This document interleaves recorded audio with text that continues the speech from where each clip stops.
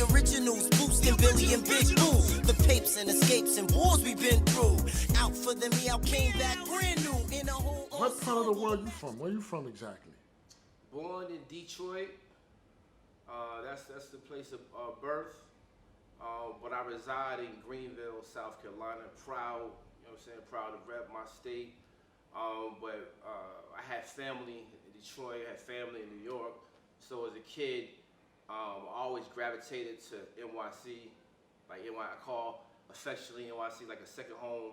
And then starting off as a hip hop head before being a low head. I'm a hip hop fanatic. Okay. So I had my father as a big part of my life, but dudes like Rakim, Kane, Coogee, Rap, them niggas are like my uncles. They like raised me how I want to dress, how I want to talk, how I want to look, and how I carry myself. Yeah. I kind of relate to that. To Guru of Gang Star, God bless the dead, you know what I'm saying? So New York is like what you know. That's dope. So, I mean, I don't know too much about D.C. because I'm not from D.C. except for, you know, the drug game and stuff like that. Well, I said SC, South Carolina. But you said you SC? SC. Oh, my bad. Let me take that back. Well, I don't know too much about SC, cause except for, you know, people going down south flipping birds and stuff like that. Like, that's all I know. And now it's flipped. You know what I'm saying? Dudes coming down south, you know what I'm saying, get work. Absolutely. So, and I mean, you're a big time low head. You collect low. You know the history about low. Do. Now, but how the hell did you get started? I mean, polo is yeah. You said you love New York, but polo is kind of like low, as we should say it, for, you know, short for polo. It's a New York thing, Brooklyn, New York thing. How the hell you got in that? I kind of want to clear that misconception up. Yes, Brooklyn, I guess, is the genesis of the culture we know as the Mecca of rock and low. But Ralph Lauren, when he started out, correct, he started in the city, he's the Bronx, but he shipped his gear all over the world. So in the mid to early 80s to early 90s, dudes down south and out west, Chicago, Philly, wherever, was rocking low. But you guys in Brooklyn and whatnot was heavy with the, you know what I'm saying, the Crest, Scribbles and whatnot, big ITs. But trust and believe, cats down south was rocking low. Yeah, I mean, I've checked pictures, you see them rocking low, but you know the impact Brooklyn, New York, you know, had on it, the influence. You know what I'm saying? Always. You had the Decepticons, you had the Low Lives, you had all these different, you know, neighborhood, you know, kids. I won't say gangs, but you know, group of kids who were, you know, very immense in it that took it, you know, you know, but it's different part of the world. Brooklyn was coming with it. It's known for the same energy. Dudes down south was doing the same thing. There was cats in Atlanta and Miami. Down south, we would call it the dope boy fresh look. And some cats would call it the young Dro look. But way before young Dro, you remember Trick Daddy from Miami? Yeah, absolutely. He used to wear serious low head. Oh, really? He was not. I mean, he said in this song, no nigga rob a polo to me. I could piggyback off of that because Trick Daddy is Kodak Black, kind of like mentor. Correct. And when Kodak Black started coming in the game, he was rocking polo. There it is. He was rocking low, and I used to like, why the hell this guy trying to steal our Brooklyn style? Exactly. But not knowing, you know, Trick Daddy was pretty much involved with that because, you know, I'm a Brooklyn dude. I don't look at what others doing. I look at what we're doing. Then flip it to you got T.I., you got Outkast. All of them were big supporters of Ralph Lauren. Really? Okay. Yeah, do the knowledge. Okay. Yeah, I mean, I see, you know, social media, if you really pay attention, you see what's going on. Yeah. So now, in terms of you rocking low, at what age or what year did you start taking it serious? I probably, to be honest, I would say like 92, 93, when I started to say I saw the small horsey, started gravitating to that. I saw you with a lot of small horses. But I used to call you the small horsey dude. All day. You ain't got big samples. You got small horses.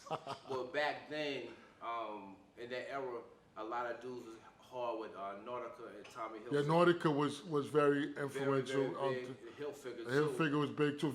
As a matter of fact, Hilfiger was second to low.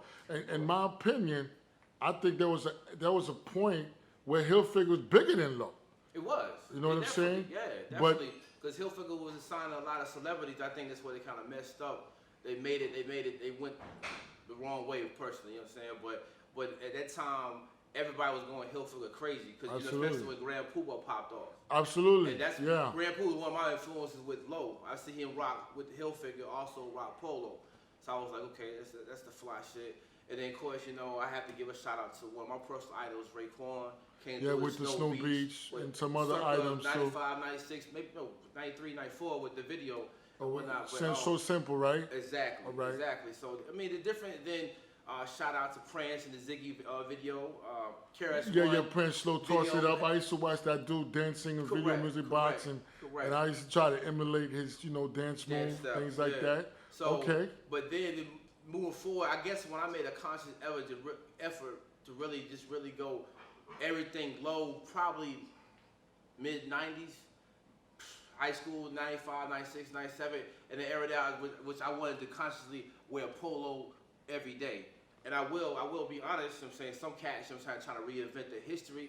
In the mid 90s, I did branch off to some urban lines. I did that too. Did some Mecca, did some Fat Farm. I never wore those things. I did Averex. I'm sorry, listen. It's all good. Your history is yours and mine is mine. I wore Averex. Hell yeah, Averex was the coat, was the jacket to have. Yeah. So I branched out and supported some urban lines, but my comfort level was always low.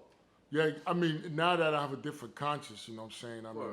I mean, I'm not going to be ashamed to say I never wore no damn Mecca or no academics. I mean, I think I wore academics. Academic has some fly jeans. They had some stuff. I'm going to go with that. You know, I was never crazy about no St. John's because the thing is we came from a block where it was strictly Europeans. And it's sad to say, this is why I always say we're the new slaves. You know what I'm saying? That you know what I mean? But now we have a different conscience in terms of, building wealth, gathering resource. We don't emphasize too much on the brand name, but because of how we've been conditioned, looking fly, that's part of our, of who we are, but we know better now. That's right. So now, in terms of the whole movement, I see you going hard with it. Now, do you have a blog site where you talk about Ralph Lauren or the Fashion Daily? I have a personal blog on Facebook. I think I was part of that. You got kicked me out. Yes, you're damn right. I wear polo every day. That's my little blog page where I talk my little 1-2 on it. Also, I think y'all kicked me out that page. Well, it never grew with the page. Was it grew? Okay. My bad. I confused it with it. I'm not a Nazi on social media. You know what I'm saying? So if I put my opinion on public forum, I encourage people to disagree with it. I think you're a little bit annoying on social media. If I say 2 and 2 is 5. You're supposed to say, nah, Nacho, it's 4.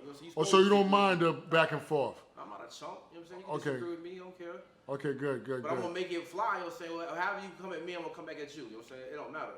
Okay, now, the same energy. So you got this social media blogs thing going on, because I think I remember when me and you started, because, Lance from Team Magnificent introduced us and used to promote, the Haitian Polo documentary. Right. But for some strange reason, you thought I was some asshole. You know what I'm saying? And later down, I never said that. But it's all good though. Many of them low cats think I'm an asshole. I am not one of those quiet dudes who portray to be quiet. No, I'm not quiet. You know what I'm saying? If I have a fly shit, I'm gonna say, my shit is flyer than yours. Fuck out of here. Right. But on social media, come to find out, a lot of people are insecure. You know what I'm saying? And then they take that the wrong way. They don't see that I'm just trying to build controversy so people can talk. Right. But, I kind of got the wrong end of the stick. It's all good. But, okay, with that, have you ever tried to make an attempt to reach out to Ralph Lauren? No, I have not. And I'm kind of torn with that. I would, now, if I made enough noise for what I got going on and a representative from the company reached out to me, yes, I would be receptive of that. But I'm the thought of I would rather polo would be more. It's the culture is kind of watered down, so I want polo to keep doing what they were doing back in the day. I think they're overdoing it a little bit. Compared to now. That's how Hilfiger kind of messed up. Hilfiger's not in the game at all. That's how Averex kind of messed up. Once you saw back in the day, like in the early 90s, Averex, the bomber jackets, the tough leather bomber jackets. My thing is with Averex, and I was an AV. I was an AV fanatic too. But once they started selling them in Foot Locker and trying to put all over the place, they lost it. It watered down. Okay, now stay right there. Right. Now, you know about the movement. You've been in the movement since the 80s, 90s, right? And you saw what we did online, right? I came out with the Haitian Polo documentary, which, you know, talk about growing up in America, being from the Caribbean, Haiti specifically. Right. And then, you know, we had a bunch of other individuals, Puerto Ricans and a bunch of other people from all over putting documentaries, putting books out. And now how do you think that affect, in other words, push Ralph Lauren hands to get it to where it's at right now? Do you think that we deserve a lot of credits, or people who deserve credits are not getting credits? How do you feel about that? I mean, it's like this. I've been told, and I know Ralph Lauren watches the streets. I mean, they send representatives to all the little events. They have people that watch social media. That's why, and I know. So they have infiltrators. The infiltrators. I don't want to say it. I think it's good business. I'm not one of them dudes who are going to diss the brand. I love the brand. I mean, we're not dissing the brand now, but think about it. You're going hard for a brand, and then they're taking what you're going hard for. You're not being compensated or recognized by the person that you're going hard for. It's like working for a company. You're breaking your back, and you're not getting any raise, and they're not bringing you to a different level. Devil's advocate. Ralph Lauren is the only company that this conversation comes up with. No one's ever asking Mercedes-Benz. Brothers want to buy Benz. The black man's dream is an S550. We never asked Benz to give us some shit back ever. But Polo got to give us something back. Okay, I see Ralph what you're Lauren is saying. a businessman who put his product in the street. But then again, dudes cannot. Crackhead don't ask a dope dealer, can I get some credit? But dudes cannot go in the Mercedes-Benz dealer and jack up the Mercedes. In other words, boost the Mercedes. Okay, devil's advocate. Okay, you stole shit from me. Why am I supposed to give you some credit? You stole my shit. Well, because not only did I took it from you. Increase to the double L's. Don't get mad at me. I like that. At least you're not being a chump. You keep it real. What I'm saying is, I mean, I have a problem with that too. But sometimes I'm like, yo, man, we look at me. I did this film. This bastard never reached out to me. So what I'm saying is, if I stole your camera right now, you gonna be happy with me? No, I'm not. So why Ralph gonna be happy with some niggas stealing this shit? Because we talk about it, we tag them, we go all over the world about it. I'm a grown ass man. I buy my shit. So